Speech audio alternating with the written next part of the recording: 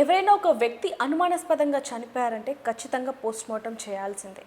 ఎలా చనిపోయారు, ఎందుకు చనిపోయారు ఇవన్నీ కూడా తెలుసుకుంటాం. కానీ అంటే మాంసం లేకుండా కేవలం ఎముకలు మాత్రమే దొరుకుతాయి, ఎలా కనుక్కోగలం? దానికోసమే ఫారెన్సిక్ ల్యాబ్ అనేది ఉంది. ఫారెన్సిక్ డిపార్ట్మెంట్ వాళ్ళు ఖచ్చితంగా ఏవైతే ఆధారాలు సేకరిస్తారో అవన్నీ కూడా కేసు ముందుకు వెళ్ళడానికి సహాయపడతాయని చెప్పొచ్చు.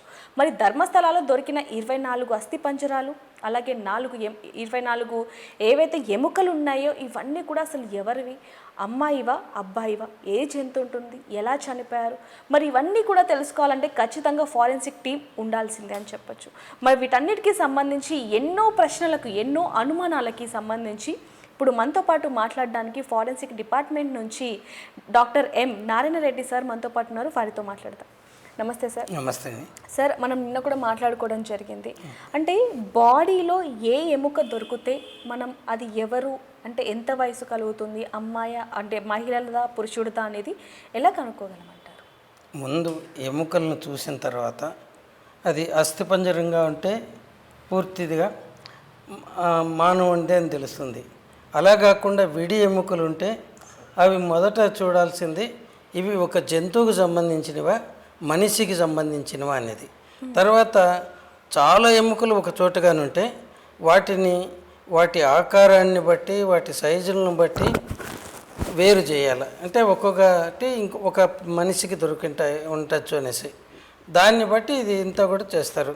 తర్వాత ఆ ఎముకల్లో ఒకరివా ఎక్కువ మందివా అని తెలుసుకోవాలంటే ఫర్ ఎగ్జాంపుల్ మనకు ఆర్మ్ బోన్ అంటాం, అది పై చేయిది, ఇవైతే ఒక వ్యక్తికి 2 ఉంటాయి. 3 ఉండదంటే ఇంకొక వ్యక్తికి ఉండదు. ఇది ఎడమ వైపా కుడివైపు ఇది 2 ఉండదు అనుకోండి, అవి 2 సపరేట్ వ్యక్తులని ఇలా చూసుకుంటూ పోతారు. మొత్తం ఎముకలన్నీ కూడా ఒక మానవ ఆకారంలో మనకు దొరికినవి. ఇవి ఒకే ఇక్కడ ఏదైతే ఉందో సేమ్ ఇలా కానీ ఉంటే మనకు ప్రాబ్లం లేదు. విడివిడిగా ఉంటే ఏం చేయాలన్నప్పుడు ఏ ఎముకలు చూసిన తర్వాత వీటి ఆకారాన్ని బట్టి, తర్వాత వీటి అలైన్మెంట్ని బట్టి అది ఆ వ్యక్తికి సంబంధించిందా కాదా అని కొద్దిగా అందాజుగా వస్తుంది. ఆ ఎముకలన్నింటినీ అలా చేసిన తర్వాత ఫర్ ఎగ్జాంపుల్ ఇది కుడిపక్క బోను, ఇవే కానీ 2 ఉన్నాయనుకోండి ఒక చోట, అవి 2 సపరేట్ వ్యక్తులకు. సో ఒకటి కుడి పక్కది, ఒకటి ఎడమ పక్కది, 2 కూడా ఒకే రకంగా ఉంటాయి ఇంచుమించు ఒక వ్యక్తికి సంబంధించినవి. అట్లా ఒక్కొక్క వ్యక్తికి సంబంధించిన ఎముకలను సపరేట్ చేస్తారు. చేసిన తర్వాత వాటన్నిటిని ఈ మానవాకారంలో ఎలా స్కెలిటన్ ఉంటుందో అదే దీంట్లో ఒకదానికోటి జాయింట్ చేసి పెడతారు. పెట్టిన తర్వాత ఒక టేబుల్ మీద పెట్టి ఇక్కడ ఒక చోట మనిషిని అది ఒక అట్ట మూవ్ అయ్యేది ఉంటుంది ప్లేట్, దానికి అది మొత్తం ఆనించి పెట్టి ఇంకో పక్కన మూవబుల్ ఇది ఉంటుంది చెక్క, దాన్ని తీసుకొని వచ్చి ఇట్లా దీనికి ఆనించి ఈ రెండిటికి మధ్య కొలత స్కేల్తో తీస్తారు. తీసిన తర్వాత దాన్ని లెంగ్త్ బట్టి ఆ మనిషి హైట్ ఎంత ఉంటుంది ఇంచుమించుగా. ఈ హైట్లో కూడా మనకేంటంటే ఇక్కడ వెన్నుపాము ఉంది కదా వెనకాల, వీటిలో కార్టిలేజెస్ అని ఉంటాయి. ఆ వెన్నెముక్కు మధ్యలో ఆ కార్టిలేజెస్ కూడా తొందరగా కుళ్ళిపోయి డిజప్పేర్ అవుతాయి. ఓన్లీ ఎముకలు మాత్రమే మిగులుతాయి. వాటికి ఇంకా ఈ పాదాల దగ్గర ఉండే ఫ్లెష్కు, తర్వాత పైన పుర్రి పైన స్కాల్ప్ అంటే స్కిన్ అనుకోండి, అది చాలా దళసరంగా ఉంటుంది, 5 లేయర్లు ఉంటాయి. అది ప్రొటెక్షన్ ఇవ్వడానికి.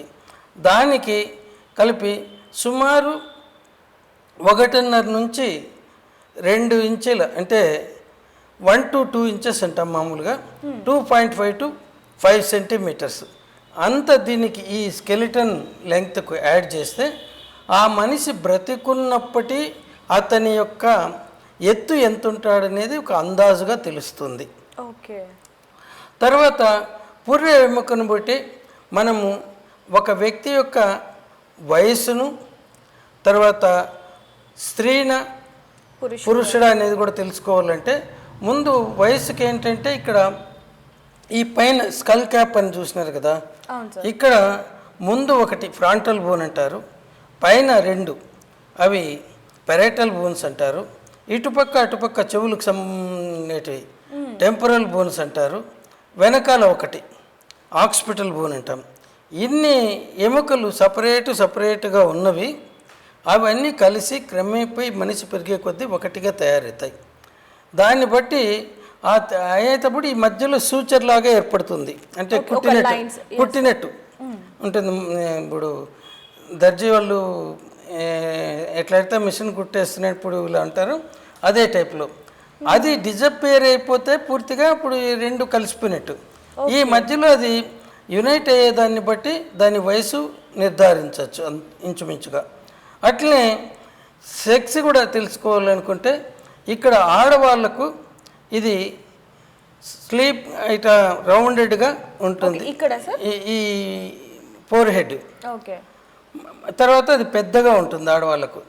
మగవాళ్ళకి ఏంటంటే అది ఇక్కడ చిన్నగా ఉంటుంది అవి బట్టి. తర్వాత ఈ ఐ మార్జిన్స్ ఉన్నాయి, బోన్స్ కాదు ఇవి అన్నమాట. అక్కడ అవి ఉబ్బెత్తుగా ఉంటాయి మగవాళ్ళకు. తర్వాత రౌండెడ్గా కూడా ఉంటాయి. అవి మీడియం టు లార్జ్ అంటారు, అంటే ఆవరేజ్ నుంచి కొద్ది పెద్దగా అనేసి. ఎక్కడ స్త్రీలకు అవి చిన్నగా ఉంటాయి, అంత ఉబ్బెత్తుగా ఉండదు. కానీ ఇక్కడ కూడా ఏమంటాము, స్మాల్ టు మీడియం అంటాం. ఈ మీడియం అనేది కామన్. సో మీడియం కానీ ఉంటే ఆడ మగ అని చెప్పేది అంత ఈజీ కాదు. తర్వాత ఆడవాళ్ళలో ఈ ఐ మార్జిన్స్ రౌండ్గా ఉంటాయి, పెద్దగా ఉంటాయి. మగవాళ్ళలో స్క్వేర్ షేప్లో ఉంటాయి. దాన్ని బట్టి కూడా చెప్తాను. కానీ అంత క్లియర్గా ప్రతి ఎముకలోనే కనపడుతుందంటే అది కూడా డౌటే, కనపడదు. తర్వాత ఇక్కడ ఈ దవడ ఎముక పైకి ఇటపోతుంది కదా, అది మగవాళ్ళలో స్ట్రైట్గా ఇటపోతుంది, ఆడవాళ్ళలో కొద్దిగా ఉంటూ ఉంటుంది. తర్వాత ఈ చిన్ సెంటర్లో ఆడవాళ్ళలో ఏమో రౌండ్గా ఉంటుంది, మగవాళ్ళలో ఏమో స్క్వేర్ షేప్డ్ ఉంటుంది ఇన్ జనరల్. కానీ అది మళ్ళీ వేరియేషన్స్ ఉంటాయి. ఇవన్నీ చెప్పడానికి బాగుంటాయి, కానీ ఇండివిజువల్గా మనం ప్రాబ్లమ్స్ ఫేస్ చేసినప్పుడు కొద్దిమంది ఆడవాళ్ళలో ఇది కూడా ఇట్లా మగవాళ్ళలాగానే ఉంటుంది చిన్న. సరే, చాలా అంటే క్వశ్చన్ మార్క్గా ఉంటుంది కదా, ఉంటుంది. అందుకే ఏది కానీ డెఫినెట్గా మేము చెప్పలేము అని చెప్పడానికి.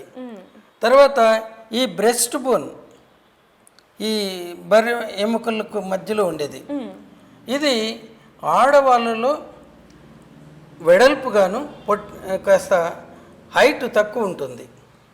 మగవాళ్ళలో ఇది సన్నగా పొడవుగా ఉంటుంది. ఆడవాళ్ళలో ఎందుకు ఇది ఉంటుందంటే మగవాళ్ళలో ఈ చెస్ట్ అబ్డామినల్ క్యావిటీస్ ఇంచుమించు ఒకటిగానే ఉంటాయి. ఆడవాళ్ళలో చెస్ట్ క్యావిటీ హైటు తక్కువగా ఉండి అబ్డామినల్ క్యావిటీ ఎక్కువ ఉంటుంది. ఎందుకంటే రేపు పొద్దున్నే భవిష్యత్తులో వాళ్ళు గర్భం దాల్చినప్పుడు ఆ పిండం పెరిగేటప్పటికి దగ్గర 3 కేజీల వరకు వస్తుంది. సో అదంతా పైకి లేయాలంటే ఇక్కడ స్పేస్ ఉండాలి పొట్టలో. మగవాళ్ళకు అవసరం లేదు.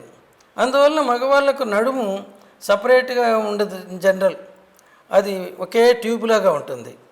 ఆడవాళ్ళలో నడుము ఎక్కడ ఉండేది వేస్ట్, అది తెలిసిపోతుంది. ఎందుకంటే పొడవుగా ఇది పెద్దగా ఉండటం వల్ల అది. తర్వాత నెక్స్ట్ మనకి ఎక్కడ ఇది ఆడ మగ అని తెలుసుకునేది, ఇది సబ్ ప్యూబిక్ యాంగిల్ అంటారు. ఇక్కడ ఉండదు ఇది. అది ఆడవాళ్ళలో వెడల్పుగాను ఈజీలీ మూవబుల్గాను కొద్ది, అంటే ఆ బిడ్డ జననేంద్రియాలంతా కూడా ఈ బోను కింద ఇట్లా పోతూ ఉంటాయి, మగవాళ్ళకి కానీ ఆడవాళ్ళకి కానీ. మగవాడికి అంత అది ఉండడం అవసరం లేదు, ఎందుకంటే వాడు గర్భం దాల్చేది లేదు, బిడ్డలు పుట్టేది లేదు. సో వాడికి అది నేరోగా ఉంటుంది, వి షేప్లో ఉంటుంది కొద్ది. ఆడవాళ్ళలో ఏమో బ్రాడ్గా యూ షేప్లో ఉంటుంది. ఎందుకంటే ఇది బిడ్డ పుట్టే టైంలో సుమారు 3 కేజీల బరువు ఉండే బిడ్డ ఆ గ్యాప్ నుంచి బయట రావాలి.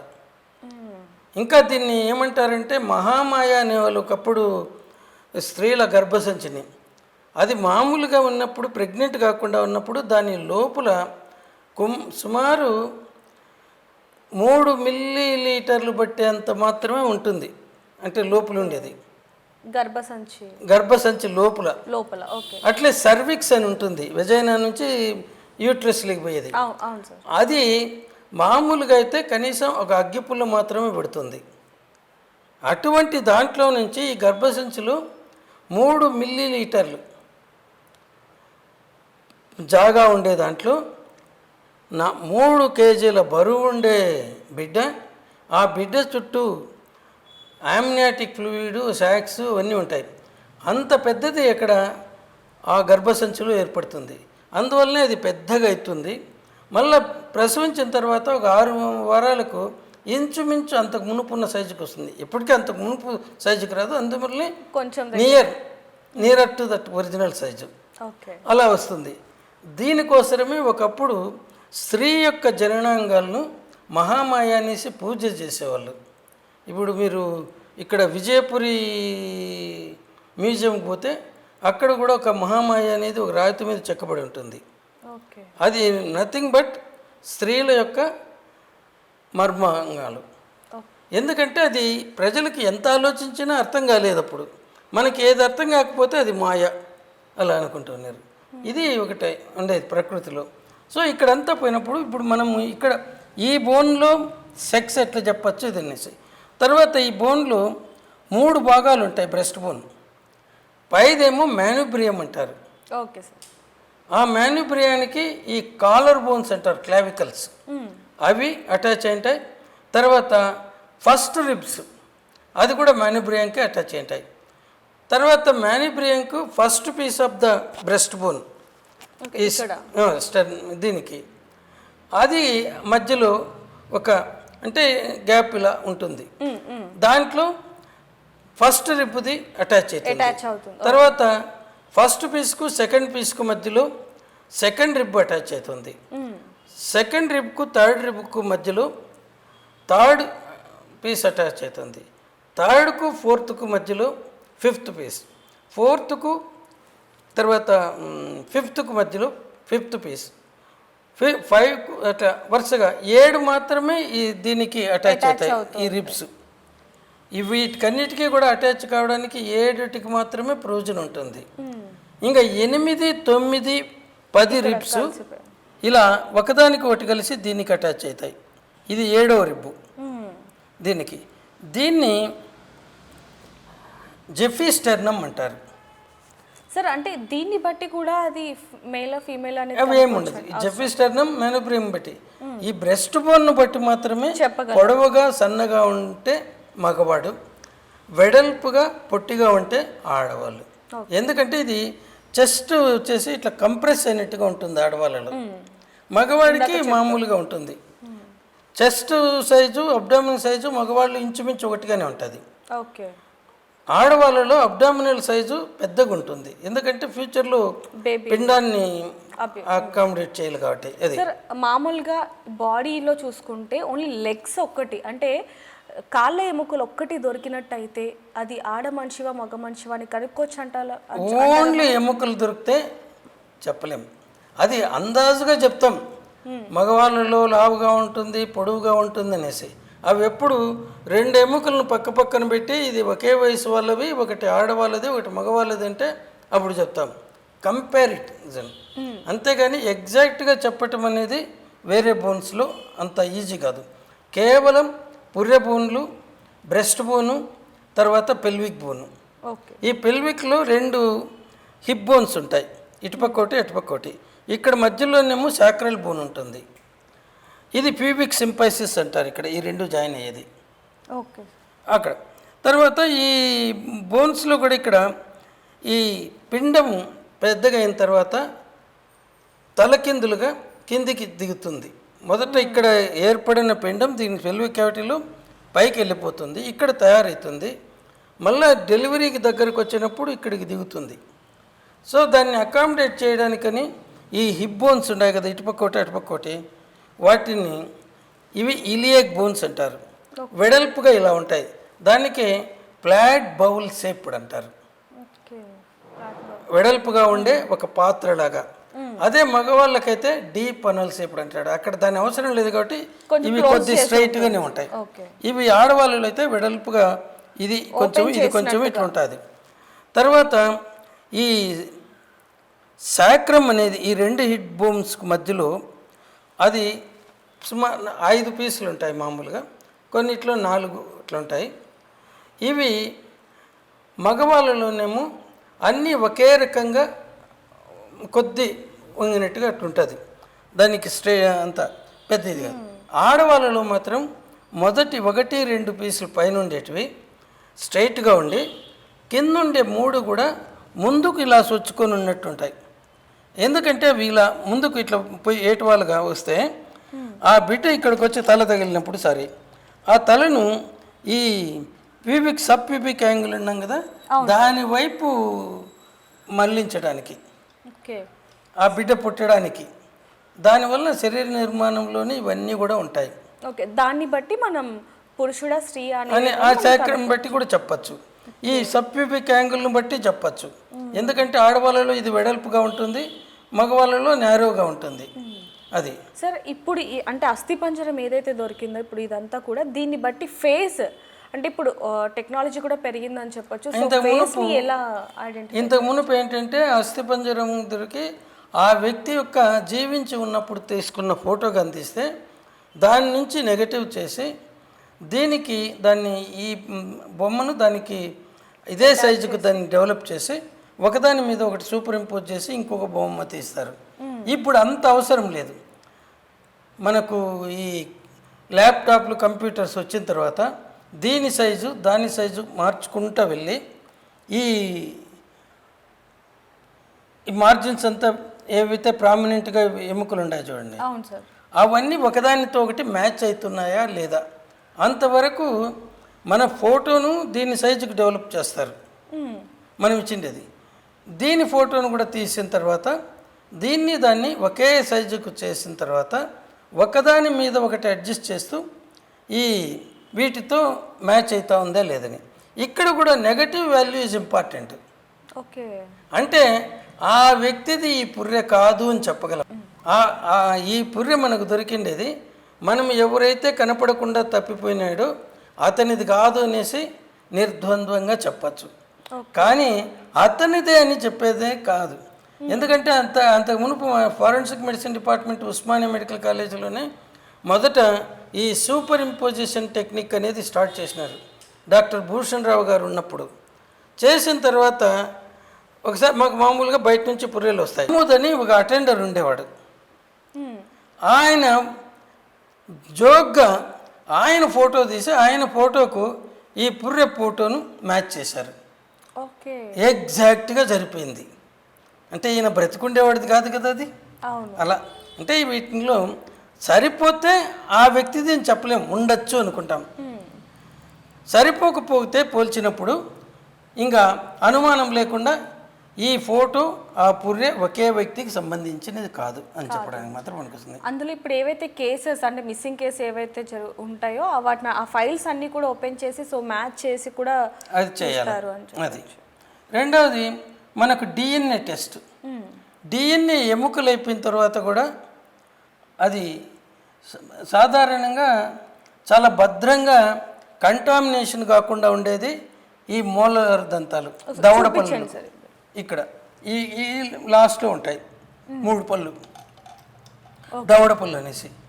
వాటి రూట్లలో నేనే చెప్పాను, పై పళ్ళకి 3 రూట్స్ ఉంటాయి, కింది దానికి 2.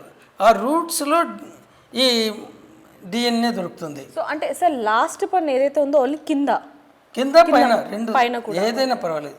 ఎందుకంటే వీటికి రూట్స్ ఎక్కువ ఉంటాయి. తక్కిన పంటులకంతటికి ఒక సింగిల్ రూట్ ఉంటుంది. అక్కడ మనకు దొరికే డిఎన్ఏ తక్కువ ఉంటుంది, ఇక్కడ ఎక్కువ ఉంటుంది. రెండవది ఇది భద్రంగా దాచిపెట్టిండేది. సో ఇది లోపలికి ఉంటుంది కాబట్టి అదే కాదు, టూత్ లోపల పంటి లోపల ఉంటుంది, దాని మీద ఎనామిల్ ఇవన్నీ ఉన్నాయి. అది జాగ్రత్తగా ఉంటుంది కంటామినేషన్ కాకుండా. మిగతా అవి కుళ్ళిపోవటంతో కంటామినేషన్ అవుతాయి. కుళ్ళిపోయిన కండరాలు పనికిరావు డిఎన్ఏ టెస్ట్కు. సో ఇదైతే ఎప్పటికీ కుళ్ళదు, ఎండిపోతుంది అట్లనే అక్కడే. ఓకే, అది ఎప్పుడైనా ఇప్పుడు మనకు ఎక్కడో తవ్వి చేసిన ఎముకలు 1000 ఏళ్ళకు మునుపు 4 ఏళ్ళకు మునుపు వీళ్ళు ఉండొచ్చు వాళ్ళు ఉండొచ్చు అనుకుంటున్నారు కదా. వాటిని బట్టి అందాజుగా వాళ్ళు ఆ క్యారెక్టర్ని బట్టి అది. సో ఆ డిఎన్ఏలో ఎముక కానీ ఎండిపోయింటే కనపడతాయి. కానీ ఇవి కూడా ఏంటంటే మళ్ళీ కాళ్ళవి ఇవి తీసుకున్నామంటే ఆ ఎముకలు బాగా కుళ్ళిపోతూ ఉండే వాటి మధ్యలో ఉన్నాయంటే ఈ టెంపరేచర్కు దాంట్లో ఉండే మూలుగు కూడా కుళ్ళిపోతుంది. ఎక్కడ సార్? ఈ బోన్స్, ప్రతి బోన్స్లోన. ఓకే. మనము నాన్ వెజిటేరియన్ తినే వాళ్ళకు ఎముక ఇట గట్టి లాక్కొని తింటాం కదా, అవును సార్. దాంట్లో ఈ జీవకణాలు ఉంటాయి. అంటే దాని లోపల న్యూక్లియస్ ఉండేటివి. ఆ న్యూక్లియస్ లోపల క్రోమోజోమ్స్ ఉంటాయి.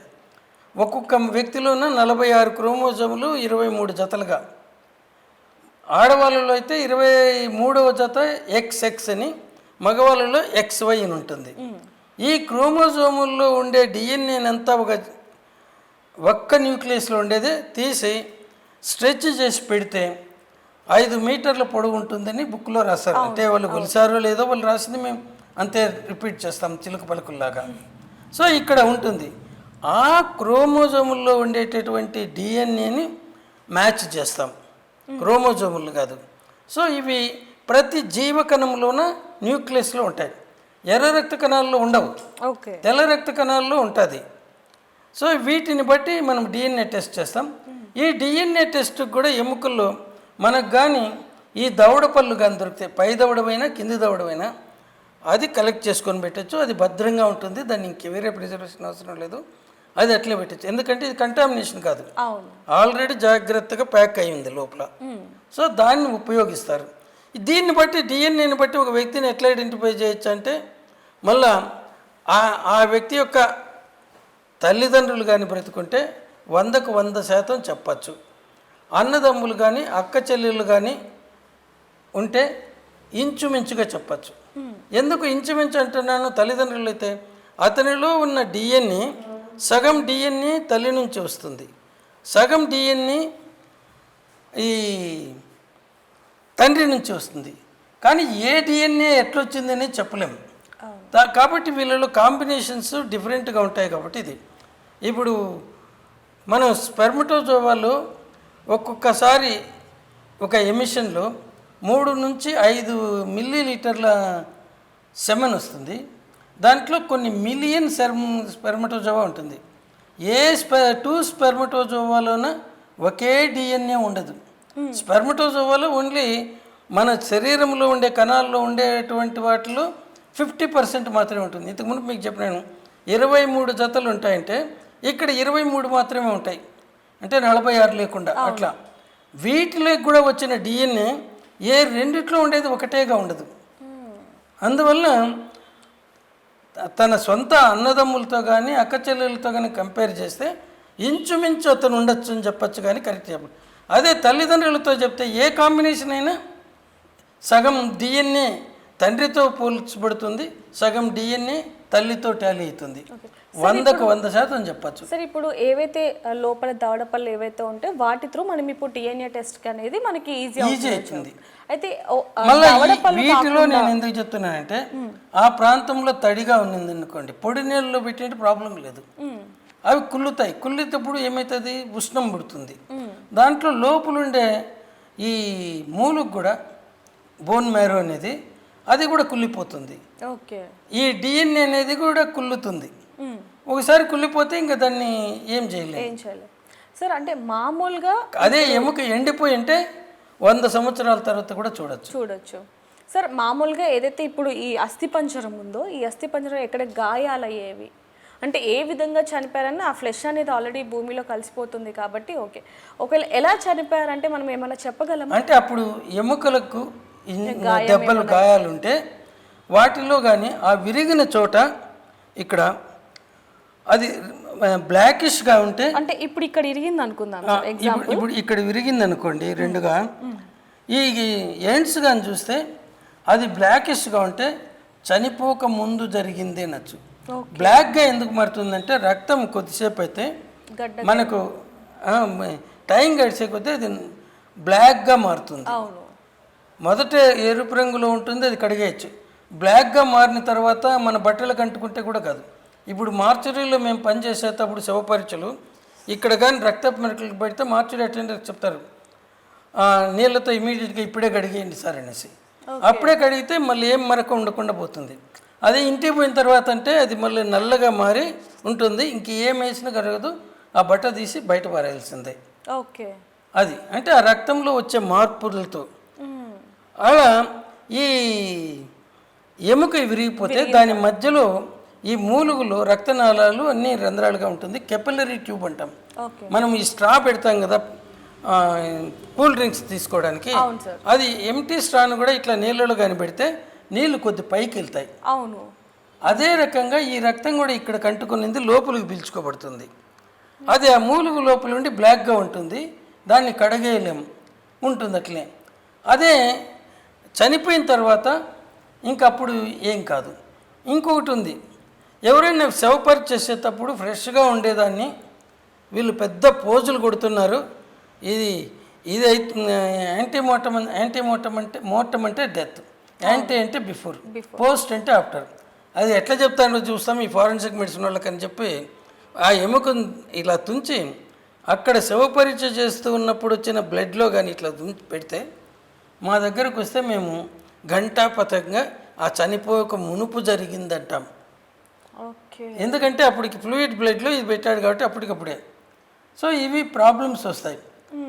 కానీ ఇట్లా బయట వచ్చేసిన ఎముకలకు అవి కానీ విరిగితే వాటికి ఇక్కడ నల్లగా ఉండదు.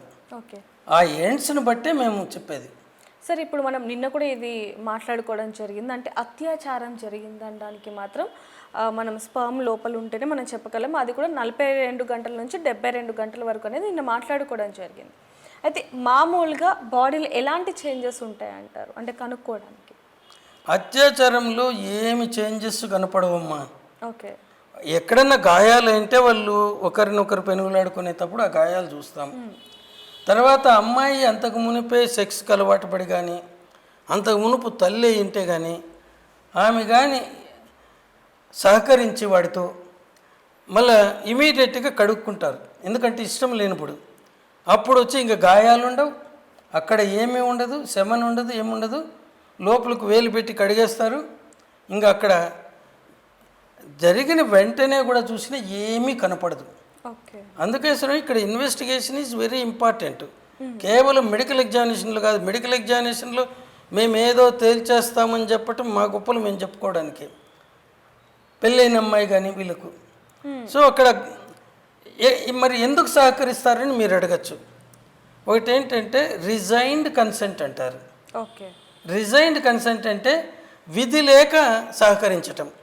ఒక అమ్మాయి ఒంటరిగా వచ్చింది, వీడు బలంగా లావుగా ఉన్నాడు, తప్పించుకునే మార్గం లేదు, తప్పించుకోవడానికి పెనుగులాడితే బట్టలు చినిగిపోతాయి, జుట్టు ఊడుతుంది, జుట్టు లాగుతాడు, ఇవన్నీ ఉంటాయి.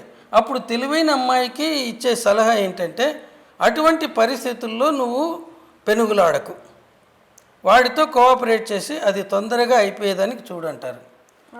మళ్ళీ వెంటనే తనకి ఇష్టం లేకుండా జరిగిండేది కదా, కడుక్కుంటుంది. మనకి ఏదన్నా మరక ముట్టుకుంటే ఇమీడియట్గా సోప్ వేసి కడుక్కుంటాం. అలా కడుక్కున్నప్పుడు ఏముంటాయి చెప్పండి మీరు? ఏం కానీ ఉండవు. అదే వాళ్ళలో పెనుగులాట జరిగింటే మనకు గాయాలు కానీ బట్టలు జరగటం కానీ ఇంకోటి ఆధారం దొరుకుతుంది. సో ఇటువంటి వాటిని రిజైన్డ్ కన్సెంట్ అంటారు. అంటే ఇంకా విధి లేదు, తప్పించుకునే మార్గం లేదు. సార్ మామూలుగా హ్యాంగింగ్ చేసుకుంటూ ఉంటారు, అంటే ఉరి వేసుకుంటూ ఉంటారు చాలామంది కూడా. అయితే అప్పుడు ఉరి వేసుకున్నప్పుడు ఈ బోన్ని చూసి గనక అది చెప్పచ్చా సార్? ఈ బోన్లో దొరకదు. ఓకే. అది ఆయన మామూలుగా శవం పూర్తిగా ఉన్నప్పుడు ఆ వ్యక్తి యొక్క వయసు సుమారు 40 ఏండ్లకు పైబడి ఉంటే ఆ హయాయిడ్ బోన్ అనేది విరగడానికి అవకాశం ఉంటుంది. ఓకే. అంతవరకు ఇది కొద్ది ఇట్లా బెండ్ అవుతుంది. ఈ గాలి ఏదైనా పెద్ద పెద్ద చెట్లను విరగొట్టగలుగుతుంది కానీ గడ్డిపోసను ఏమీ చేయలేదు. అవును. ఇది కూడా అంటే అట్లా వంగుతుంది కాబట్టి దాన్ని ఏం చేయలేవు. కేవలం 40 సంవత్సరాలకు పైబడిన వ్యక్తుల్లోనే ఈ 2 హార్న్స్ ఉంటాయి. ఇక్కడ హయాయిడ్ బోన్ ఈ లెవెల్లో ఉంటుంది. Okay sir. దీనికి ఈ లెవెల్లో అది మధ్యలో బాడీ అంటాము, ఈ పక్క ఆ పక్క హార్న్స్ కొమ్ములు అంటాము. అవును సార్. సో అవి ఇలా వంచినప్పుడు అది ఎప్పుడైతుంది, ఆయన గొంతు బిసిగి చంపితే విరిగే అవకాశాలు ఉంటాయి. అది కూడా 40 ఏళ్ళకు పైబడిన వ్యక్తికి. అంతకంటే కింద వాడికి ఇట్లా అదిమినే అది వంగుతుంది కానీ విరగదు. మనకు విరుగుతుంది. ఇప్పుడు మనం కూడా దాన్ని ఉంచుతున్నాం, ఏం కాలేదు, మళ్ళీ వదిలిపెట్టేస్తాం. కానీ దాన్ని బలంగా ఉంచాలా. తర్వాత ఇంకోటి కింద థైరాయిడ్ కార్టిలేజ్ అని ఉంటుంది. అవును సార్. ఆ కార్టిలేజ్ విరిగితే అది యాంటీమోర్టమో పోస్ట్ మార్టమో అని చెప్పలేము. ఓకే. అవి కేవలం దాని మీద ఉండే కండరాలలో లోకలైజ్డ్ రౌండెడ్ కానీ ఈ రెడ్నెస్ ఉంటే అవి కంట్యూజన్స్ అంటాం, సబ్క్యూటేనియస్ కంట్యూజన్, అటువంటిది కనుక్కోవచ్చు. ఇక్కడ హైడ్ బోను మామూలుగా థ్రాట్లింగ్ అంటే గొంతు బిసికి చంపే దాంట్లోనే విరుగుతుంది. అదే హ్యాంగింగ్లో సాధారణంగా అది విరగదు. ఎందుకంటే hanging mark above the level of the hide bone ఉంటుంది, దాని మీద డైరెక్ట్ ప్రెజర్ లేదు, విరగదు. ఓన్లీ ఈ నాట్ ముడి మెడ వెనకాల ఉంటే ఈ నాట్ వచ్చేసి హైడ్ బోన్ మీద ఇక్కడ ఇలా ఉన్నప్పుడు దీన్ని ఇలా వెనక్కి వెన్నెముకకు అగెయినిస్ట్గా ప్రెస్ చేసినప్పుడు ఆ రెండు కొమ్ములు ఉంటాయని చెప్పినాం కదా దానికి, అవి ఇలా విగ్గుకున్నప్పుడు విరిగే అవకాశం ఉంటుంది. ఇంకా థ్రాట్లింగ్లోనేమో ఇట్లా అదివినప్పుడు విరిగే అవకాశం ఉంటుంది. అదే కానీ ఇవి హైడ్ బోన్ హ్యాంగింగ్లో విరగటం అనేది రేర్. ఓకే సార్, మామూలుగా ఒక బాడీకి పోస్ట్ మార్టం అయిపోయింది అనుకున్నాం సార్, కానీ మళ్ళీ కొన్ని డేస్ తర్వాత లేకపోతే మంత్స్ తర్వాత మళ్ళీ ఆ బాడీని తీసి మళ్ళీ చాలామంది కూడా పోస్ట్ మార్టం చేస్తూ ఉంటారు. అంటే అప్పుడు సాక్ష్యాలు ఏమైనా ఖచ్చితంగా దొరుకుతాయి అంటారు?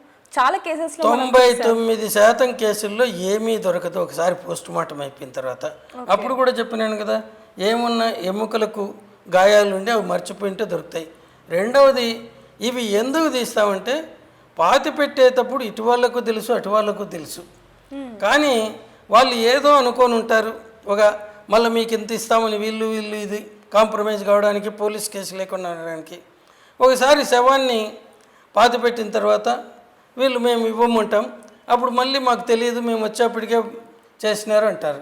ఇవన్నీ కూడా సర్కమ్స్టాన్షియల్ ఎవిడెన్స్తో పోలీసు వాళ్ళు సేకరించే సమాచారంతో తెలపాలి, కానీ తవ్వి తీసిన శవ పరీక్ష నుంచి మనం ఎక్కువ కనుక్కోలేం. ఎందుకంటే కుళ్ళిపోతే శవాల మీద ఉండే గాయాలు కనపడవు, ఎముకలకు విరకపోతే మనం ఏం చెప్పలేము. తవ్వి తీసేది ఎందుకంటే వేరే వాళ్ళ చెవుల్లో పూలు పెట్టడానికి, అంతేగాని దానికంటే పెద్ద ఉపయోగం ఉంటుంది కాదు. ఇప్పుడు నేను ఉస్మానియాలోనే 1980 నుంచి 2011 వరకు 2011 వరకు ఇక్కడే పనిచేశాను. గాంధీ ఉస్మానియాలో ఎక్కువగా ఒక 8 నెలలు మాత్రం గుంటూరులో చేశాను. మిగతా నా బ్రతుకంతా ఇక్కడే ఉన్నింది. మేము ఎన్నో చేసాము. 1-2 కేసులు అక్కడక్కడ అయితే తప్ప మిగతా వాటిలో లేదు. అవి ఏదన్నా దొరికిందంటే ఎక్కడంటే మొదట శవ పరీక్ష చేయకుండా పాతి పెట్టిన వాటిలో. అంటే శవ పరీక్ష ఆల్రెడీ చేసింటే వాళ్ళంతా డిస్టర్బ్ చేస్తారు, ఇంక ఏమీ ఉండదు. కేవలం ఎముకలకు ఏమన్నా అవి విరిగింటే అది మాత్రమే కనపడుతుంది. అంటే రీపోస్ట్ మార్టం అనేది ఉండదు అంటారు, దాంట్లో ఏం చేస్తాం. ఎందుకంటే ఇండియన్స్ ఆర్ బోర్న్ లయర్స్ అని ఒక జడ్జి గారు అన్నారు ఒకప్పుడు. అదే మాటను జస్టిస్ ఏడివి రెడ్డిని ఆయన ఒక కేసులు కమిషన్ వేసినప్పుడు ఎన్టీ రామారావు గారు సీఎంగా ఉన్నప్పుడు నాగర్ కర్నూలులో 2 అబ్బాయిలను పోలీసు వాళ్ళు కొట్టి చంపి హాస్పిటల్లో చేర్చినారన్నారు. వాళ్ళు బాగా తాగి చనిపోయినారు. దాంతో అంత ఎవిడెన్స్ ఉంది. దాని మీద ఎంక్వైరీ చేసిన తర్వాత రిటైర్డ్ జడ్జి గారు, హైకోర్టు జడ్జి గారు ఏడివి రెడ్డి గారు, ఆయన అన్నాడు, ఒకప్పుడు బ్రిటిష్ జడ్జి గారు ఇట్లా మాట్లాడితే మా మనసులు గాయపడేటివి, ఇప్పుడు ఇది చూసిన తర్వాత అది సత్యం అని చెప్పి నమ్మకుండా ఉండలేకపోతున్నాను. ఎందుకంటే వాళ్ళందరూ ఎదురుకుండానే తీసుకెళ్లారు ఆ అబ్బాయిలని ఇద్దరిని. మొదట వాళ్ళు ఒక బార్ అండ్ రెస్టారెంట్లో గొడవ చేస్తూ ఉన్నారు. మరి తర్వాత వాళ్ళిద్దరూ ఒక నాన్ వెజిటేరియన్ హోటల్కి పోయి అక్కడ చేస్తా ఉంటే మొదట బార్ అండ్ రెస్టారెంట్లో నుంచి పోలీసు వాళ్ళకు ఫోన్ కాల్ పోయినప్పుడు వాళ్ళు ఏం స్పందించలేదు. రెండోసారి నాన్ వెజిటేరియన్ హోటల్లో అక్కడ గొడవ చేస్తున్నారు వీళ్ళిద్దరు అని కంప్లైంట్ ఇచ్చినప్పుడు ఇదేదో పెద్దది చేస్తున్నారు అని చెప్పి పోలీసులు జీప్ తీసుకొని వచ్చినారు. పోలీసు వాళ్ళు వచ్చేప్పటికీ వీళ్ళు రోడ్డు మీద ట్రాఫిక్ ఆపేసి డ్యాన్స్ చేస్తున్నారు పబ్లిక్ అంతా చూస్తే. అప్పుడు వాళ్ళని తీసుకెళ్ళి డైరెక్ట్గా హాస్పిటల్లో జాయిన్ చేశారు. అండర్ ట్రీట్మెంట్లో ఒకడు చనిపోయాడు, ఇంకొకడు బ్రతుకున్నాడు. మరుసటి రోజు 6 గంటలకంతా చనిపోయిన వాడి బంధువులు వచ్చి మాకు శవాన్ని ఇవ్వాలంటే అప్పుడున్న డాక్టర్ గారు రఘురాములని, ఆయన తర్వాత మెడిసిన్ చేసి మెడిసిన్ ప్రొఫెసర్గా రిటైర్ అయినాడు, సూపరింటెండెంట్గా కూడా పనిచేశాడు. ఆయన ఇది పోలీసు వాళ్ళు తెచ్చినారు కాబట్టి వాళ్ళని అడిగి తీసుకొని ఉంటే వాళ్ళు 9 వచ్చి శవ పరీక్షకు రిక్విజిషన్ ఇచ్చారు. పోలీసు వాళ్ళు ఎక్కడన్నా ఎటువంటి వాళ్ళకు వస్తారు అంతగా? చనిపోయిన వెంటనే మళ్ళీ అది శవ పరీక్ష చేసి ఇచ్చి వాళ్ళు ఫోటోలు తీస్తూ ఉంటే ఈయన మళ్ళీ ట్యూబెక్టమీ ఆపరేషన్స్ చేయడానికి పోయినాడు. అప్పుడు మొత్తం ఎంప్లాయీస్ అంతా స్ట్రైక్లో ఉన్నారు, ఎవరు లేరు. ఆ రోజు 12 ట్యూబెక్టమీ ఆపరేషన్స్ చేసినారు ఫ్యామిలీ ప్లానింగ్వి. ఓకే. ఆయన ముందు ఇంటికి పోయి స్నానం చేసేసి వచ్చి ఇంకా ఆపరేషన్ థియేటర్లోకి పోతూ ఉన్నప్పుడు దాన్ని అంటే దాని మీద ఏవో గాయాలు ఉన్నాయి, అందువలన వీళ్ళు బట్టలు తీయవద్దు అనేది ఏ రాజకీయ నాయకులు చేశాడంటే ఆయన జ్యుడిషియల్ ఎంక్వైరీ కమిషన్ రిపోర్ట్లు నీట్గా రాసినారు. వాళ్ళు అప్పుడున్న అధికార పార్టీ తెలుగుదేశానికి సంబంధించిన వాళ్ళు, మెయిన్ అపోజిషన్ కాంగ్రెస్ పార్టీకి సంబంధించిన వాళ్ళు, బీజేపీకి సంబంధించిన వాళ్ళు, 2 ఉభయ కమ్యూనిస్ట్ పార్టీలకు సంబంధించిన వాళ్ళు అనేసి ఇంక ఇమీడియట్గా అక్కడి నుంచి ఆ శవ పరీక్ష అయిపోయిన శవాన్ని మళ్ళీ ఉస్మానియాకి పంపించారు. ఇక్కడ 3 డాక్టర్లు కలిసి చేశారు, ఒక ప్రొఫెసర్, 2 అంత చేసిన దాంట్లో ఇంతమంది ఎదురుగుండా ఉండేదాన్ని పోలీసు వాళ్ళు కొట్టి చంపేసినారంటే ఏమన్నా దాని మీద ఇలా. అందువల్ల మనకు ఎప్పుడు కానీ ఈ ఆరోపణలన్నీ అసత్యాలే వస్తాయి. ఓకే సార్, మామూలుగా పోస్ట్ మార్టం అనేది ఎంతమంది డాక్టర్స్ చేస్తారు? మామూలుగా అయితే రూల్ ప్రకారం 2 ఉండాలి. ఓకే. ఒకరు కట్ చేయాలా, ఇంకొకరు అక్కడ ఆయన చూసింది ఈయన చెప్తూ ఉంటే రాసుకోవాలా. కానీ ఇప్పుడు ఒకరే పోతారు. ఓకే. ఆ ఒక్కరు కూడా శవాన్ని ముట్టరు. మార్చురీ అటెండర్స్ ఉంటారు, వాళ్ళు కూడా అన్ట్రైన్డ్, వాళ్ళు వీళ్ళు చెప్పినట్టు కట్ చేస్తూ ఉంటే అది చూసుకొని వీళ్ళు రిపోర్ట్ రాసుకుంటారు. ఓకే సార్, మామూలుగా పోస్ట్ మార్టం రిపోర్ట్ అనేది ఎన్ని డేస్లో ఇవ్వాలి అంటారు? అంటే మామూలుగా కొన్ని ఒరిజినల్ రూల్స్ అయితే ఇమీడియట్గా as early as possible. Number of cases ఒకటే ఉందనుకోండి, అది రాయడానికి ఒక 15 నిమిషాలు పడుతుంది. అయిపోయిన వెంటనే రాసేసి పోలీసు వాళ్ళకి ఇవ్వండి అంటారు. కానీ ఇప్పుడుండే ఈ ఆరోపణలు అబద్ధాలు అన్నీ వస్తే రేపటికి ఈ కేసు గురించి ఏమన్నా పేపర్లో వస్తుందేమో, తొందర ఎందుకు అనేసి చాలామంది డాక్టర్లు 2-3 రోజులు ఆపుతారు. ఎందుకంటే ఇంకేం సమాచారం వస్తుందో అనేసి అన్నిటికీ సమాధానం. సో చూసాం కదా, విన్నాం కదా సార్ మాటలు. అంటే ఫారెన్సిక్ డిపార్ట్మెంట్ వాళ్ళు ఏ విధంగా క్షవ పరీక్ష చేస్తారు, ముఖ్యంగా బాడీలో ఏదైనా ఎముక దొరికితే ఏ విధంగా మేలా ఫీమేలా, ఏజ్, ఎలా చనిపోయారు ఏంటనేది కూడా ఏ విధంగా రిపోర్ట్ ఇస్తారు అనేది కూడా మనం మాట్లాడడం జరిగింది. అయితే ధర్మస్థలాకి సంబంధించి ఎన్నో వందల ప్రశ్నలు ఏవైతే ఉన్నాయో వాటన్నిటికీ కూడా ఎప్పుడు సమాధానం దొరుకుతుంది అనేది కూడా వేచి చూడాల్సిన సమయం అయితే ఉందని చెప్పొచ్చు. ఏదైనప్పటికీ అంటే తొందరలోనే ఆ మిస్టరీ అనేది వీడాలనేది కూడా మనం కోరుకుందాం. మరిన్ని వార్తల కోసం చూస్తూనే ఉండండి బిగ్ టీవీ. కెమెరామెన్ పవన్తో reporter Devika, Hyderabad. For more videos like this, subscribe Big TV channel.